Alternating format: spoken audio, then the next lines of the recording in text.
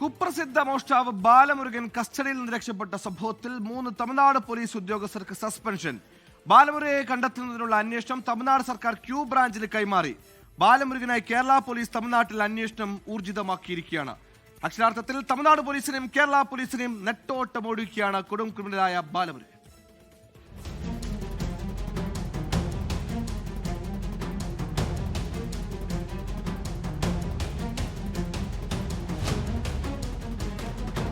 പന്തൽഗുഡി എസ്.ഐ നാഗരാജനടക്കം 3 പേർക്കെതിരെയാണ് നടപടി. ഭക്ഷണം കഴിച്ച ശേഷം പ്രതിക്ക് കൈവിലങ്ങ് അണിയിക്കാതിരുന്ന വീഴ്ചകൾ ചൂണ്ടിക്കാട്ടിയാണ് നടപടി. നിലവിൽ സമാന്തരമായി തമിഴ്നാട് പോലീസ് നടത്തുന്ന അന്വേഷണം ക്യൂ ബ്രാഞ്ചിന് കൈമാറി. തമിഴ്നാട് പോലീസ് കസ്റ്റഡിയിൽ നിന്ന് രക്ഷപ്പെട്ട കുപ്രസിദ്ധ മോഷ്ടാവ് ബാലമുരുകന് വേണ്ടിയുള്ള തിരച്ചിൽ 4ാം ദിനവും കേരള പോലീസ് ഊർജിതമായി തുടരുകയാണ്. തമിഴ്നാട് കേന്ദ്രീകരിച്ചാണ് തിരച്ചിൽ. തമിഴ്നാട് പോലീസ് നൽകുന്ന വിവരമനുസരിച്ച് വിയൂർ ജയിലിന്റെ 50 മീറ്റർ മാത്രം അകലെ വെച്ചാണ് ബാലമുരുകൻ രക്ഷപ്പെട്ടത്. മൂത്രമൊഴിക്കാൻ വാഹനം നിർത്തിയപ്പോൾ കടന്നു കളഞ്ഞുവെന്നാണ് മൊഴി.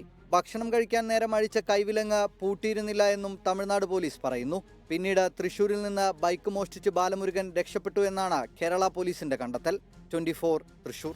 ലോകത്തെവിടെയായാലും ഏത് സമയത്തും 24 വാർത്തകളും ഓഗ്മെന്റഡ് റിയാലിറ്റി പാക്കേജുകളും എക്സ്പ്ലെയിനറുകളും വിശദമായി കാണാൻ ഞങ്ങളുടെ യൂട്യൂബ് ചാനൽ നിങ്ങൾക്ക് സബ്സ്ക്രൈബ് ചെയ്യാം.